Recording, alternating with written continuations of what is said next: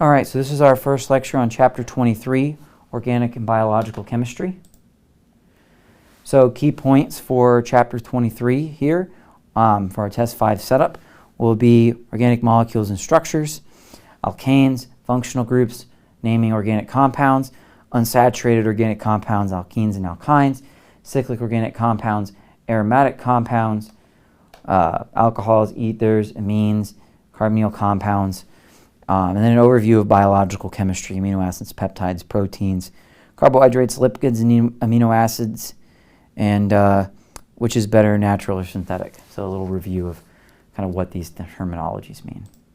I'm not going to focus on DNA replication, transcription, or translation for this course, but it is covered in the text, but I'm going to kind of go over that quickly because I'm focusing more on the structures, functional groups, and other kind of key points from this text. So, key terms here: biochemistry, the study of the chemistry of living organisms; organic chemistry, the study of carbon compounds, conventionally excluding carbon dioxide and carbonates; hydrocarbons, molecules that only contain carbon and hydrogen; functional groups, an atom or group of atoms within a molecule that has characteristic chemical behavior and undergoes the same types of reactions with every molecule in which it occurs.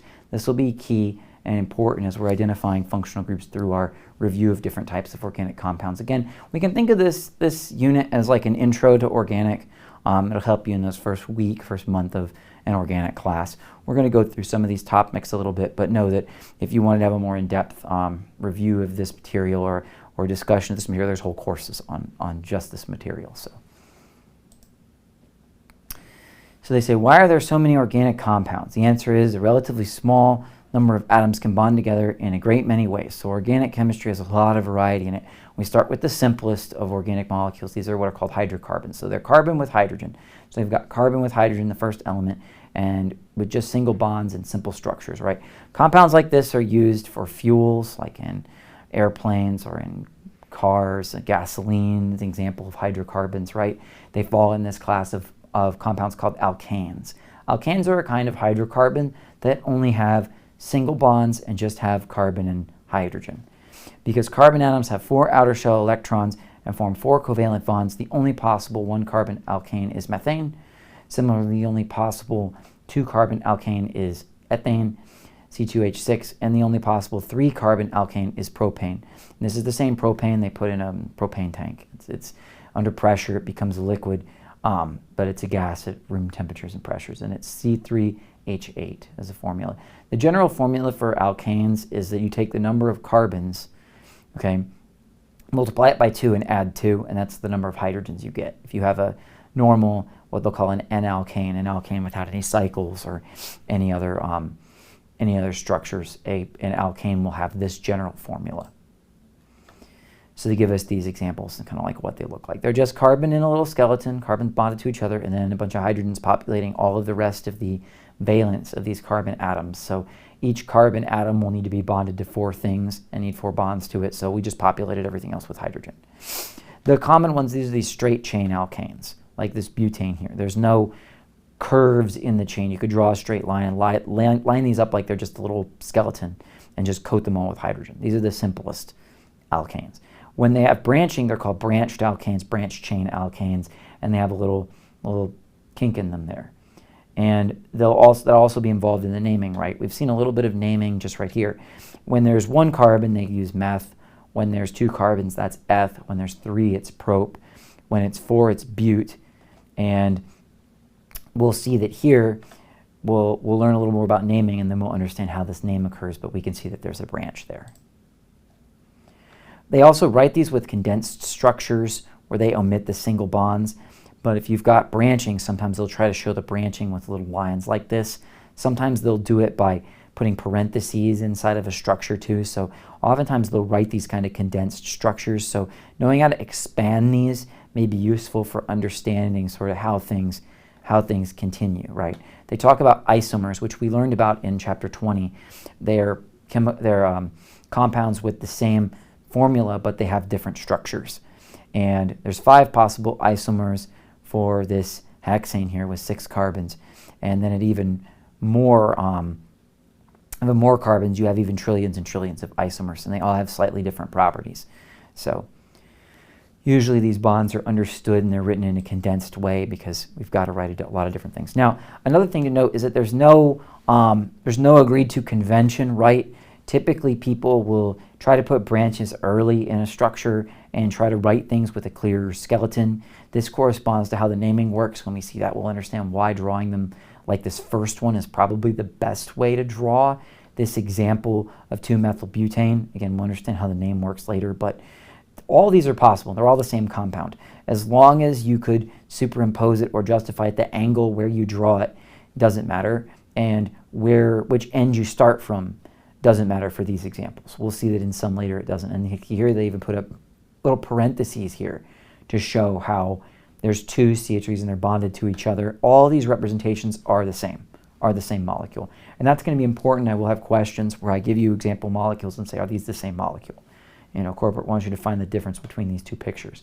So in this example, all these molecules here are the same molecule. And they're done because you could start from different ends and reach the same thing. They all have the same properties, and they're all different representations of the same molecule.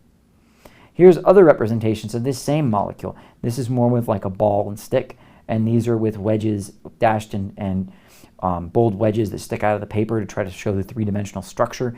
We generally don't do this with simpler molecules. They tend to write them out like they're flat, but in reality they're not flat and they look like this. And they spin, the single bonds spin around. Like the methyl group can spin with regard to its orientation with the rest of the chain, and this spinning is part of why all these representations are valid. Double bonds can't spin, triple bonds can't spin, but single bonds can spin. And that's why any way I write these doesn't really matter for alkanes. So let's look at these, and they say which of these represent the same molecule. So if we look at A and B here, we see that A starts with a carbon, and then it has a branch, and then it has another carbon between them, and then it has a branch, and then it has two carbons. If I look at B and I start from the other side, I have a carbon, one, and one in the middle, and I see that it's the same, just backward. It's like a mirror reflection. But in this case, these won't be, in enantiomers, they won't be like reflected images, because all of these carbons are not chiral. And the reason for this is that either they have three identical things bonded to them, or you could read them in the other direction and end up with the same thing. You have to be able to not be able to superimpose them, whereas these could be superimposed. I could just turn the molecule over and put it on top of this one, or rotate the bonds so that they match up. These two are identical, A and B. But C now has, these extra two carbons between the carbons with the groups on them. So this is not the same as A and B. And we can see that from the gap in between. I think that's the easiest way to think about it. But there's no difference writing them left to right or right to left for organic compounds. Let's talk a little bit about functional groups, because one of the key points from this material is going to be classifying molecules into the different functional groups that they possess. Because organic molecules are so complicated, they can be really big structures, that a way to understand them is to break them down into their different little segments that have different properties, and that's how the chemist will break them down to understand how they can use them or manipulate them or do something to them, right? So I talk about ethylene, which is an alkene, one with a double bond, the simplest compound with a double bond, simplest organic compound with a double bond, that undergoes reactions similar to those of methane. They can undergo some of the same reactions. But this double bond is considered often a functional group because it can do some things that this methane can't do. But this is methene, it's got double bond in it. So those all can undergo some of the same reactions. Just by having the double bond, you can undergo certain classes of reactions. And we'll see that as we go through examples, different kinds of rings, different kinds of things, and there's some pictures, right? So they show that like bromine reacts the same way with this double bond regardless of how complicated the compound is. Bromine can add to this the same way. So the same reactions can happen if you have the same functional groups. That's the basic idea. So these are the functional groups. Now we'll talk about all these in a little more detail, but this is a good synopsis because you should know all of these functional groups for answering questions regarding to this material. In fact, if the one thing you kind of take away from this is this list of functional groups and the information about them, because I'm going to talk about each one of them, that's the main takeaway from this entire chapter to take on to like another chem class. This is probably the best starting material you can get, because if you know this, you'll be able to do a lot. You'll be able to do a lot. So alkanes, right, they just have carbon and hydrogen. They don't really have any, they have no other function. We'll just call them like the baseline. Alkenes have a double bond. They have ene, and they have a double bond. Double bonds are all reactive in a similar way, double carbon bonds. Double carbon triple bonds here. So 2 carbons in a triple bond, that's an alkyne. Okay, an alkyne, and they end in YNE, ENE, YNE. Aromatics don't have a special ending, but when you have a ring like this of alternating single and double bonds, that's a unique functional group.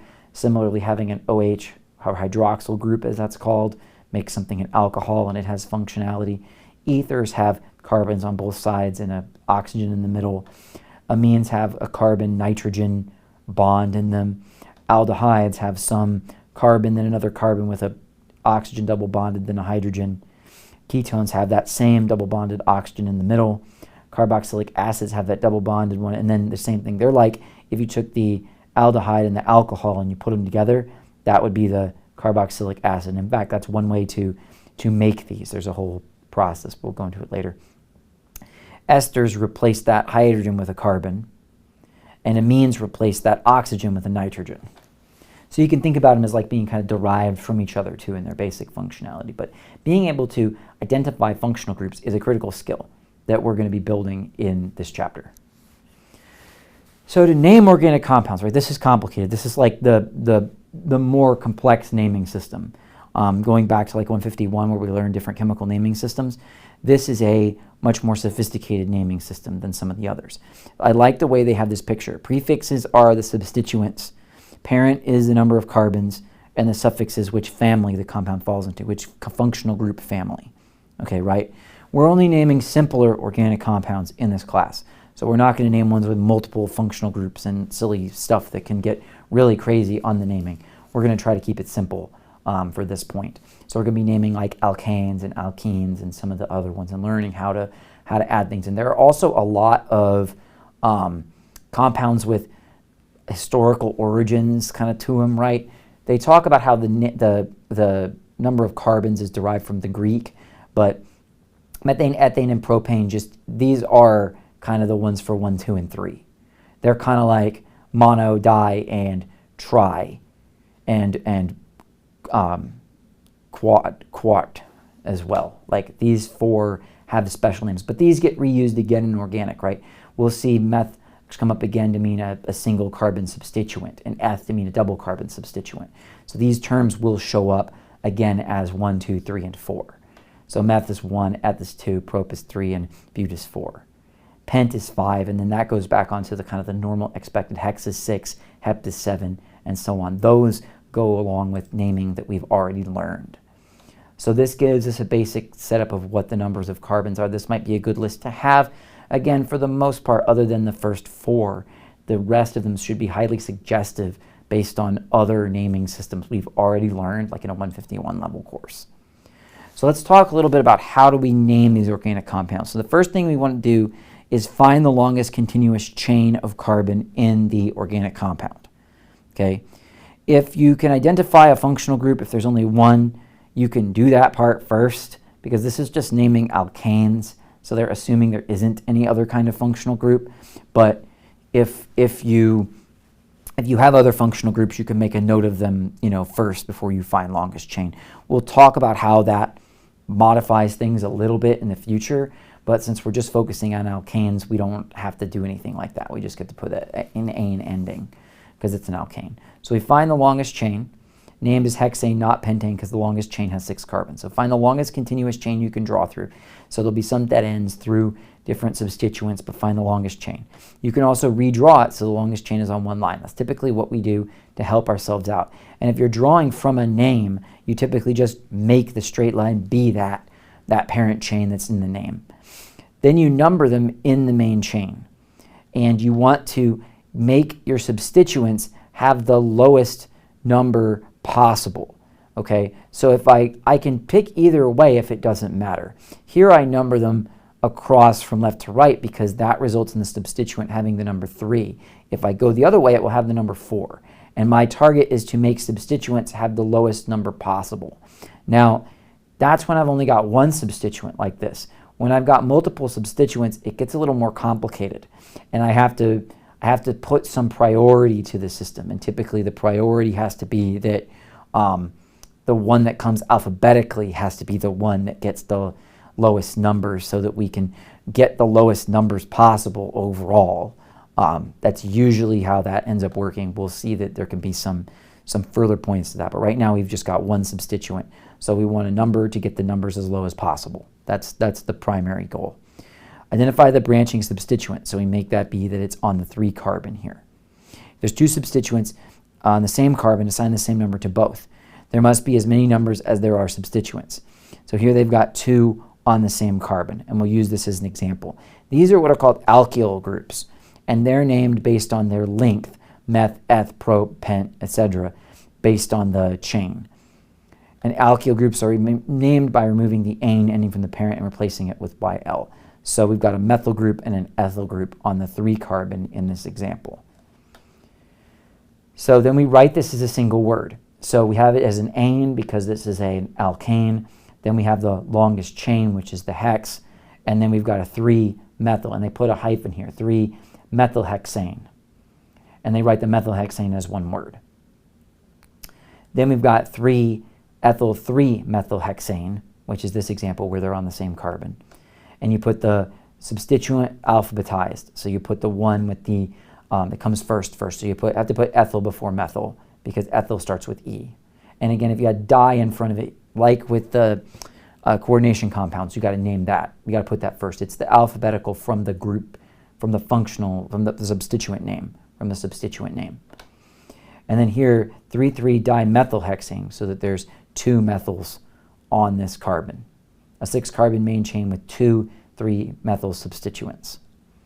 So this is a good first, primer into the basic ideas. We'll see more about this as we go through and do a little more of the naming and derivation as we look at other kinds of groups. But yeah, we make these by breaking off things. I'm not going to ask you about the isobutyl and the tert-butyl and sec-butyl. I want you to focus on, the methyl-ethyl ones, but know that these other groups do exist, derived from propane, butane, isobutane. They add these little things. Isobutane is a common name for this, okay, which would be this 2-methyl propane here, right? So we're adding these onto things in different arrangements depending on how sec and tert. These are common. These are common as names. You should probably just make a note of these, but I'm not gonna focus on any of these on an exam. I'm gonna try to keep my substituents simple. Simple. So they want us to name this. They say 3-isopropyl 2-methylhexane. So I got a hexane, so I put 6 down here. Then I got to go to my 2 carbon and put a methyl. That I can do. And then I got to figure out what isopropyl is because that seems kind of weird. So I'm going to go back over here and find that isopropyl is this right here. It's a propyl substituent. It's got 3 carbons in it with 1 sticking off the middle.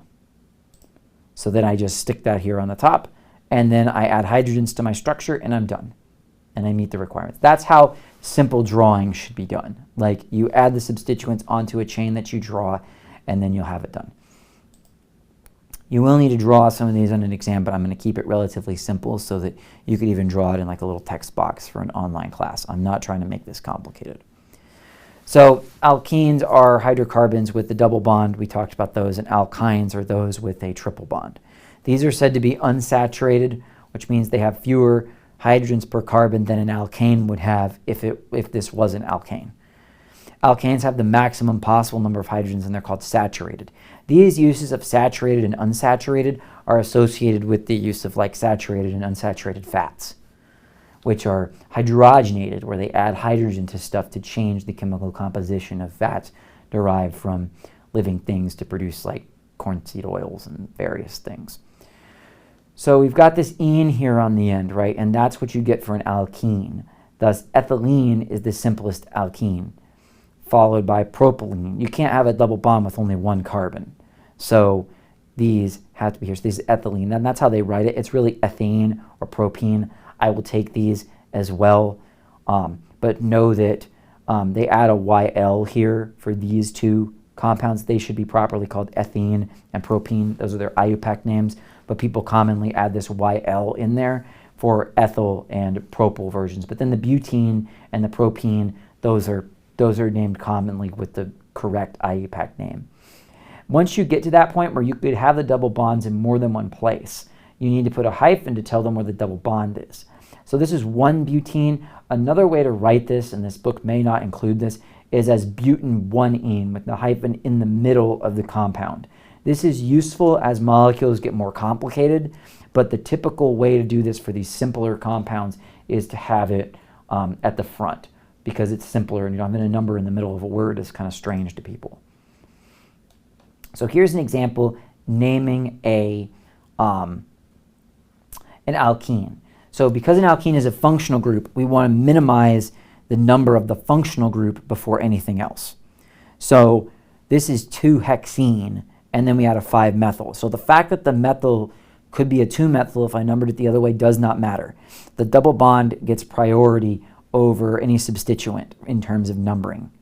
So that should always be numbered to, it says number to give the, in the other example, it says number to give the substituent the lower number when the double bond is equidistant from both ends. Lower numbers is preferable, just as a general rule. So here, lower number because the ene has priority, you've got to put that first. Here, where it doesn't matter, because either way it will be a 3-hexene either way, then we want to make the 2-methyl be lower. So it's like a priority thing. So once we've put the double bond in the lowest place we possibly can, then we want to minimize the functional groups if we can, or the substituents if we can, or any other things come off. So first the functional group and then any substituents. So we've also got cis-trans isomerism that's possible in alkenes as well, because this double bond can't rotate. So we can have a cis and trans 2-butene. These have different chemical properties because they're geometric isomers, but their properties are closely related because they do, in fact, have the same sequence of bonding, just with the rotation of this bond. But this bond can't rotate now. It's fixed when there's a double bond there. So these are two distinct compounds with different properties. Like I said, they are related, but they are in fact distinct. Many reactions will end up producing both of them, because if that reaction, if this came from some parent alkane, some alkane where this could rotate, and then somehow something happened to it so it couldn't, it could get locked in place either way. That's just something to think about. Remember that single bonds can rotate, but the pi part of the double bond disrupts the sideways overlap, and that prevents rotation. The energy input is 240 kilojoules per mole to cause a bond rotation. So we have to break the bond in order to rotate it. And so cis-trans alkene isomers are stable and do not interconvert. Here's another example of two compounds that can have different properties and different, be entirely different compounds based on just the rotation of one double bond. They talk about it in biochemistry. In our visual system, a compound used to absorb light flips from a cis to trans isomerism in order to send its signals. And this process is powered by the input of light to switch this isomerism, because there's power required to break this bond and then it reforms. So for alkenes, these are named with the YNE ending, but bear in mind that ethine here is often called acetylene, and it's the stuff that's used in acetylene torches, but it's really just ethine. That's its systematic name. This acetylene, this acet part, is similar to an acetic acid, as considered a 2-carbon, and it also shows up in other examples as meaning 2. Acete, where it shows up, generally means 2. Like eth, it typically means 2, or di. All of those typically mean 2. Propyne, butine, and you can have the double bond in 2 different places in the butine. As with alkenes, isomers are possible depending on the position of the triple bond, but you can't get cis-trans isomerism because of the geometry. You just have one bond on either side of a triple bond, so you're not able to get cis-trans isomerism. Okay, so they talk about chemically the most common transformations are additions. With a palladium or platinum catalyst, you can add hydrogen to an alkene or alkyne to produce the alkane that goes along with it. You can also have acid catalyst, or you can add halogens across the double bond or triple bond to produce alcohols, diols, and dihalides. Typically, you add things onto this double bond. You basically saturate this unsaturation by adding things to it.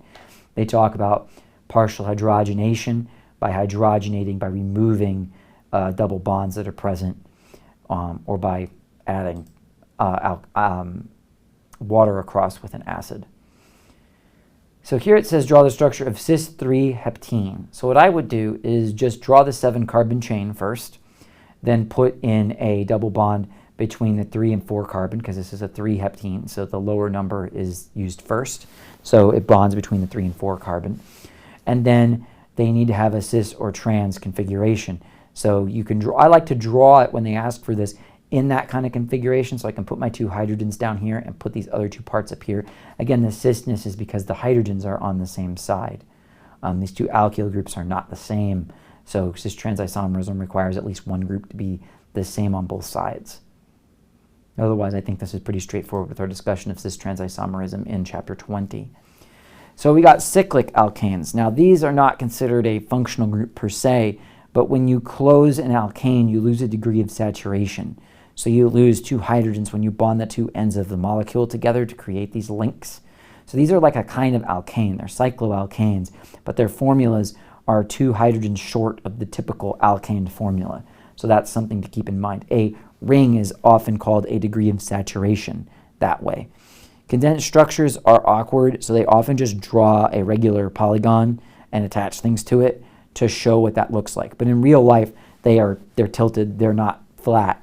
Double bonds and triple bonds hold things flat, but alkanes, just without any double bonds in them, are always wiggling around and are definitely not flat. And that's something to keep in mind here.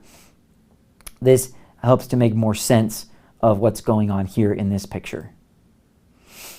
As you might imagine, the CCC bond angles in cyclopropane and cyclobutane are considerably distorted from the ideal 109.5 tetrahedral value. These have what is called ring strain. Ring strain is a parameter that typically affects any rings other than 5 and 6-membered rings. Higher rings than 6 get distorted because their angles are too wide, and rings smaller than 5 get distorted because their rings are pulled too close together, too narrow of a ring. Both of these can be bad and kind of unstable, but 5 and 6-membered rings are the most stable rings for carbon. Keep that in mind. Larger rings tend to pucker, and sometimes they'll spontaneously rearrange to produce two 6-membered rings. Like a 12-membered big ring might spontaneously react with itself and reorganize into 2 bonded 6-membered rings as a way to relieve the ring strain. So when you have higher rings than, about 10 or 12-ish, somewhere in that range, these spontaneous reorganizations can also become significant. 5 and 6 is the zone of stability for carbon rings. Keep that in mind. When we have these rings, we can name the position on the ring, right? And we'll name the position with the first substituent.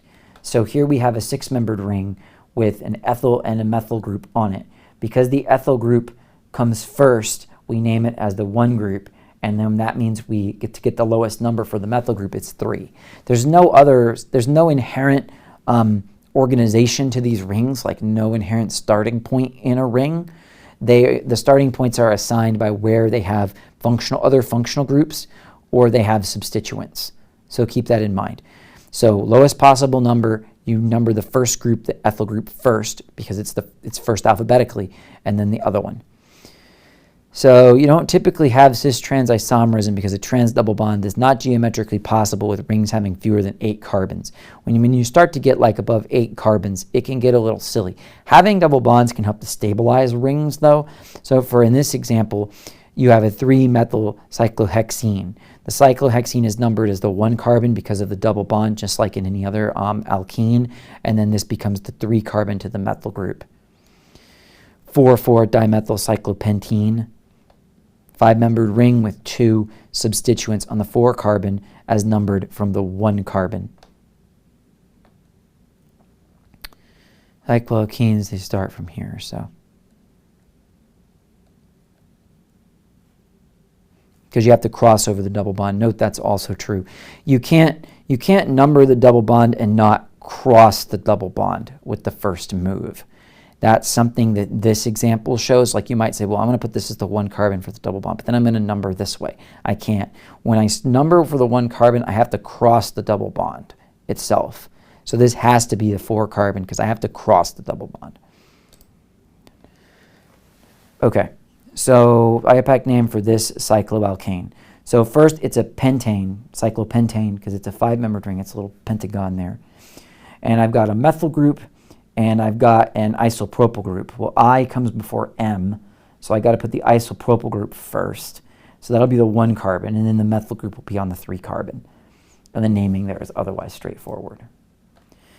Aromatic carbons, right? So these have alternating single and double bonds in a ring. They need to be in a 6-membered ring, typically. Without delving into more beyond the scope of this course, we're going to say that all of these have a 6-membered ring with alternating double and triple bonds. It is possible to have rings other than 6, but it gets complicated because not all alternating double and single bond systems in rings are stable, but the 6-membered version is. There's ones with the 5 that can be made stable. There's other tricks you have to do for other versions of this ring with different numbers of carbons. So for now, we'll just say that something aromatic has to be a 6-membered ring with alternating double and single bonds. Keep in mind this is slightly a lie at this point. There's other ways to be aromatic aside from meeting that criteria. You do have to have alternating single and double bonds though. That's an absolute requirement. Benzene is the simplest.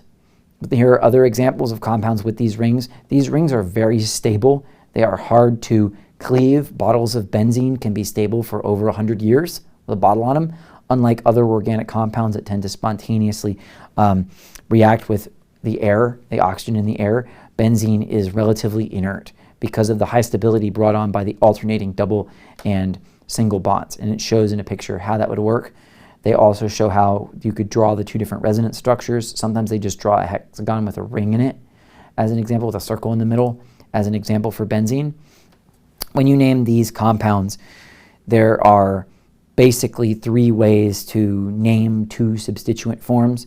Otherwise, you just name them as like methylbenzene or 1-methylbenzene.